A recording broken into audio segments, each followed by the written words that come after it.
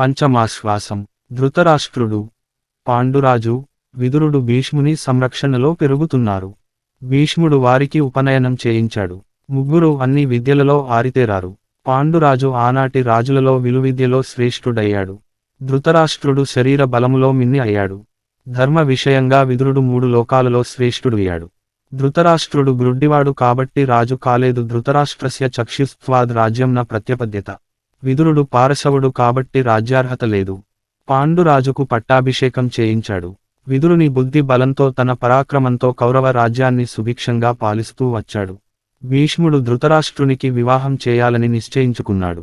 గాంధార దేశ రాజకుమారి గాంధారి ధృతరాష్ట్రునికి తగిన కన్యగా నిర్ణయించాడు.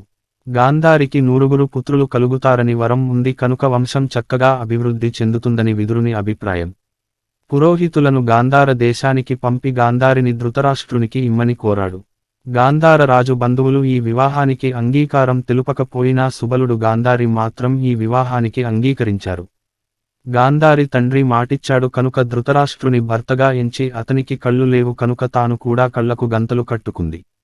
గాంధారరాజు సుబలుడు గాంధారిని ఆమె సోదరుడైన శకునిని హస్తినాపురానికి పంపాడు. భీష్ముడు గాంధారితో ధృతరాష్ట్రుని వివాహం జరిపాడు. అదే సమయంలో భీష్ముడు గాంధారి 10 మంది చెల్లెళ్లతోనూ మరొక 100 మంది కన్యలతోనూ ధృతరాష్ట్రునికి వివాహం జరిపించాడు. 111 మంది భార్యలతో ధృతరాష్ట్రుడు సంతోషంగా కాలం గడుపుతున్నాడు. ధృతరాష్ట్రుని తమ్ముడైన పాండురాజు కూడా సకల విద్యలలో ఆరితేరాడు. వేదాలు, శాస్త్రాలు, యుద్ధ విద్యలో నైపుణ్యం సంపాదించాడు. భీష్ముడు పాండురాజుకు వివాహం చేయ నిశ్చయించుకున్నాడు.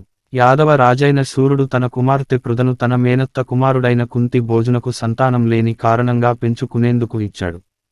ఒక రోజు కుంతి భోజుని ఇంటికి దుర్వాసుడు వచ్చి కొంతకాలం అతని ఇంట ఉండి పూజలు చేసుకుంటానని అన్నాడు. కోపిష్టి అయిన దుర్వాసునికి ఓర్పుగా సేవలు చేయడానికి కుంతి భోజుడు కుంతిని నియమించాడు. ఆమె అతి శ్రద్ధగా అతనిని సేవించింది. దుర్వాసుడు వెళుతూ కుంతి సేవలకు మెచ్చి ఆమెకు ఒక మంత్రాన్ని ఉపదేశించి ఆ మంత్ర బలంతో కోరిన దేవతలు వచ్చి కుమారులను ఇవ్వగలరని చెప్పాడు. ఒక రోజు కుంతి గంగా స్నానం చేసి సూర్యునికి అర్ఘ్యం వదులుతున్న సమయంలో దుర్వాసుని మంత్రం గుర్తుకు రాగా ఆ మంత్రాన్ని పరీక్షించాలని అనిపించింది. వెంటనే ఆమె మంత్రం పఠించి సూర్యుని పిలిచి దేవా నీవంటి కుమారుని ప్రసాదించు అని వేడుకుంది. కుంతికి ప్రత్యక్షమైన సూర్యుడు ఆమె తాను కన్యనని వారించినా వినక తన దర్శనం మంత్రమహిమ ఊరికే పోదని చెప్పి ఆమె కన్యాత్వం చెడదని హామీ ఇస్తూ సహజ కవచకుండలాలతో కుమారుని ప్రసాదించాడు.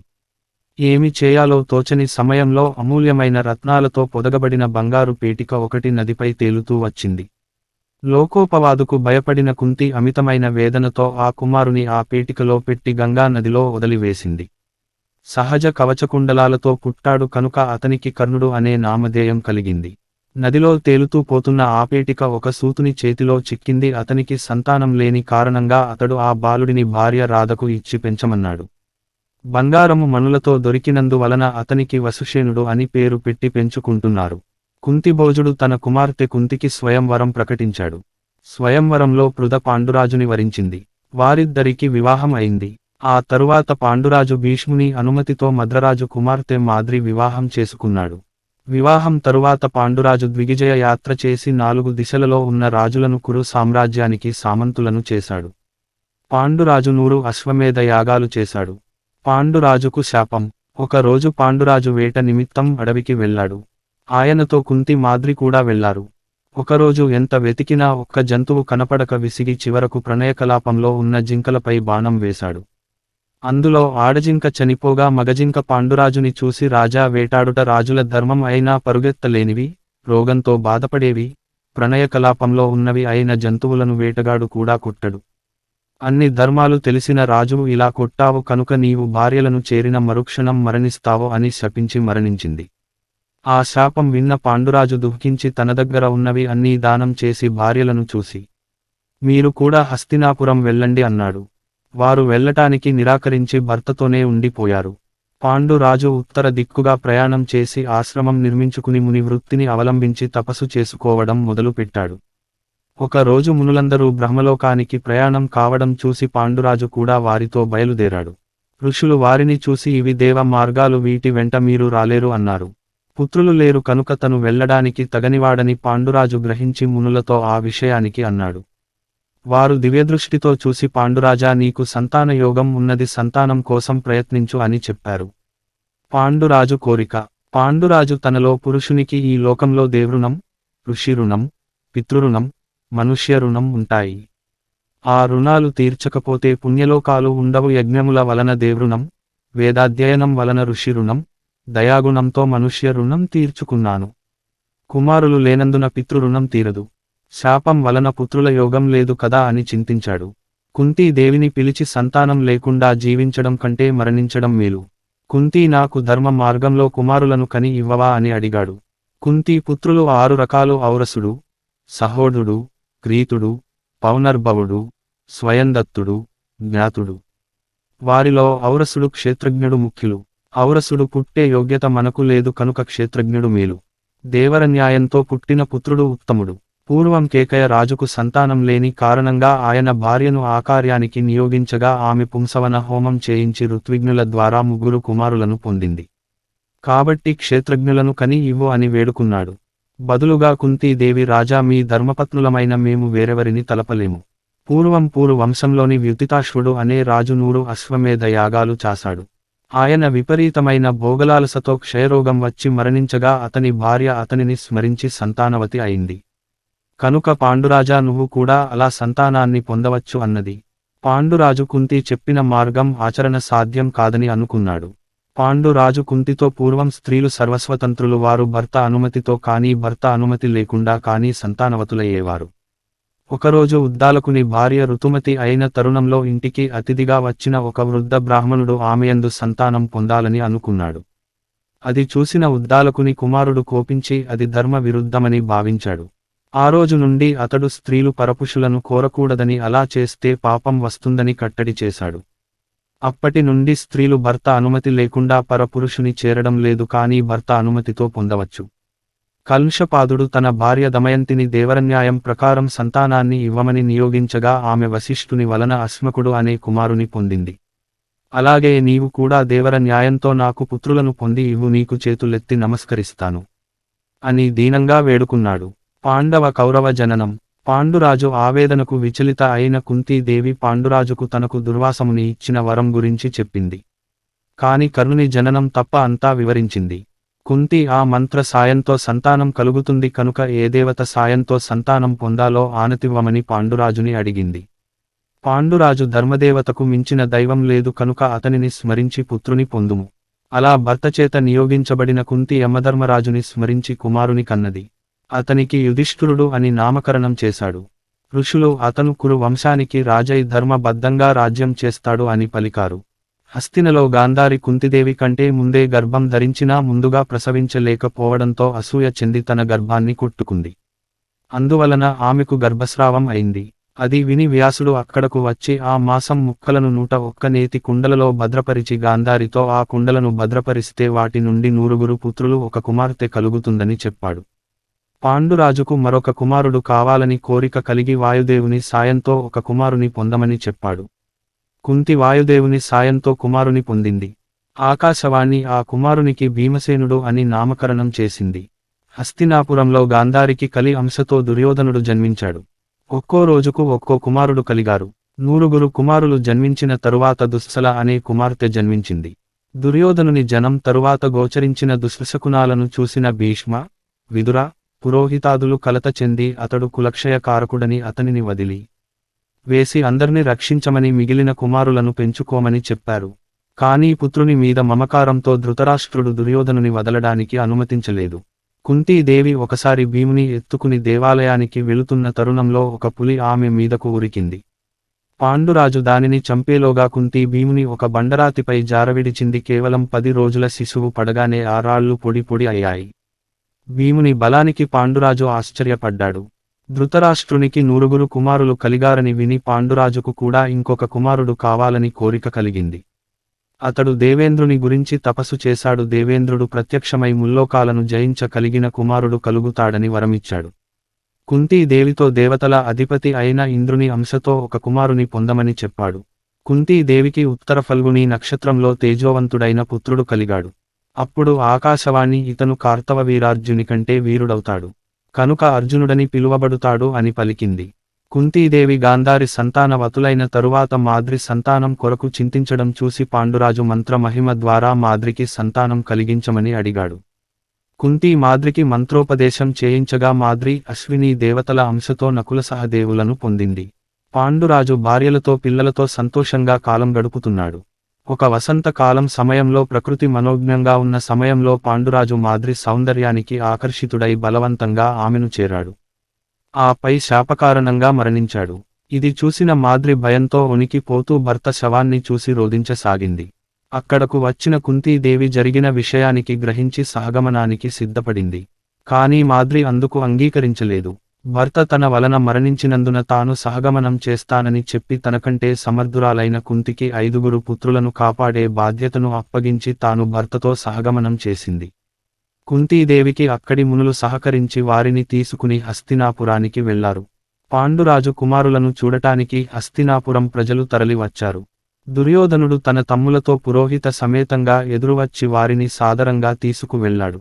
భీష్ముడు, విదురుడు, సత్యవతి, అంబిక, అంబాలిక వారికెదురు వచ్చి మునులకు నమస్కరించి కుంతీదేవిని ఓదార్చి పాండు కుమారులను ఎత్తుకుని ముద్దాడారు.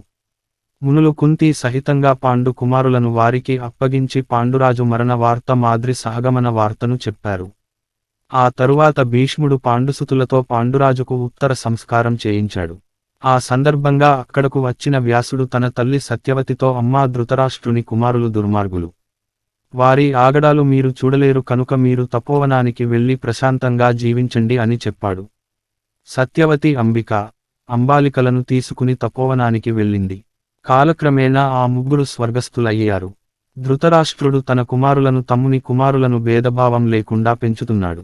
భీముడు తన బలంతో దుర్యోధనుని తమ్ములను ఆటలలో ఓడిస్తూ ఉండటం దుర్యోధనునికి సహింపరానిది అయింది. అతని బలసంపన్నతకు ఈసు భయం కలిగిన దుర్యోధనుడు మేనమామ తమ్ముడు దుశ్శాసనుడు శకునితో చేరి కుటిలోపాయాలు ఆలోచించసాగారు. భీముని చంపి ధర్మరాజుని చెరలో పెట్టితే కాని తనకు రాజ్యం దక్కదని అనుకున్నాడు. దీనికి శకుని వంత పాడాడు. ఒకరోజు పిల్లలంతా జలక్రీడలలో మునిగి తేలి అలసిపోయి నిద్రిస్తున్న సమయంలో దుర్యోధనుడు తమ్ములతో చేరి భీముని తీగలతో కట్టించి గంగానదిలో త్రోయించాడు. భీముడు ఒళ్ళు విరవగానే ఆ తీగలన్నీ పటాపంచలైనాయి. మరొక రోజు దుర్యోధనుడు సారథిని ప్రేరేపించి భీముని నల్ల త్రాచులతో కరిపించాడు. భీముని వజ్రశరీరాన్ని ఆ పాముకోరలు ఛేదించలేకపోయాయి. ఒకరోజు దుర్యోధనుడు భీమునికి కాలకూట విషం ఆహారంలో కలిపి తినిపించాడు. భీముడు ఆ ఆహారాన్ని జీర్ణించుకున్నాడు. భీష్ముడు కుమారులందరికీ విద్యను మొదట కృపాచార్యుడు వద్ద ఆ తరువాత ద్రోణాచార్యుని వద్ద నేర్పించసాగాడు. అప్పుడు జనమేజయుడు మహర్షి కృపాచార్యుడు, ద్రోణాచార్యుని జన్మ వృత్తాంతం తెలుపగలరా అని వైశంపాయనుని అడిగాడు. కౌరవుల నామధేయాలు: 1 దుర్యోధనుడు, 2 దుశ్శాసనుడు, 3 దుస్సహుడు, 4 దుశ్శలుడు, 5 జలసంధుడు, 6 సమ్ముడు, 7 సహుడు, 8 విందుడు, 9 అనువిందుడు, 10 దుర్దర్శుడు, 11 సుబాహుడు, 12 దుష్ప్రదర్శనుడు, 13 దుర్మర్శనుడు, 1-4 దుర్ముఖుడు, 15 దుష్కర్ణుడు, 16 కర్ణుడు, 17 వివింశతుడు, 18 వికర్ణుడు, 19 శలుడు, 20 సత్వుడు, 21 సులోచనుడు, 22 చిత్రుడు, 23 ఉపచిత్రుడు, 24 చిత్రాక్షుడు, 25 చారుచిత్రుడు, 26 శరాసనుడు, 27 దుర్మధుడు, 28 దుర్విగాహుడు, 29 వివిత్సుడు,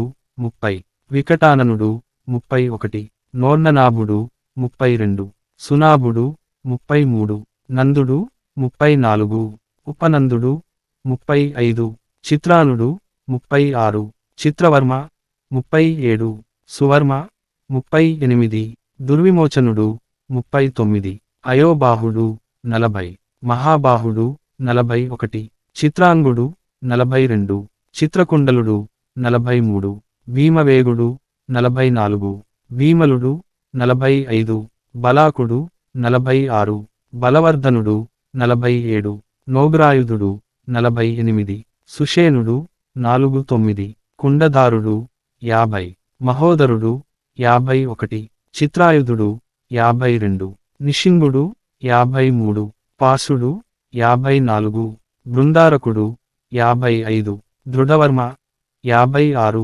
దృఢక్షత్రుడు 57, సోమకీర్తి 58, అనూదరుడు 59, దృఢసంధుడు 60, జరాసంధుడు 61, సదుడు 62, సువాగుడు 63, ఉగ్రశ్రవుడు 64, ఉగ్రసేనుడు 65, సేనాని 66, దుష్పరాజుడు 67, అపరాజితుడు 68, కుండశాయి 69, విశాలాక్షుడు 70, దురాధరుడు 71, దుర్జయుడు 72, దృఢహస్తుడు 73, సుహస్తుడు 74, వాయువేగుడు 75, సువర్చుడు 76, ఆదిత్యకేతుడు 77, బహ్వాసి 78, నాగదత్తుడు 79, అగ్రయాయుడు 80, కవచుడు 81, క్రధనుడు 82, కుండినుడు 83, ధనుర్ధరోగుడు 84, భీమరథుడు 85, వీరబాహుడు 86, వలోలుడు 87, రుద్రకర్ముడు 88, దృఢరదాసురుడు 89, అదృశ్యుడు 90, కుండబేది 91, విరావి 92, ప్రమదుడు 93, ప్రమాది 94, దీర్ఘరోముడు 95, దీర్ఘబాహువు 96, ఊడోరుడు 97, కనకధ్వజుడు 98, ఉపాభయుడు 99, కుండాసి 100, విరజనుడు. గౌతముడు అనే మహామునికి శరద్వంతుడు అనే కుమారుడు ఉన్నాడు.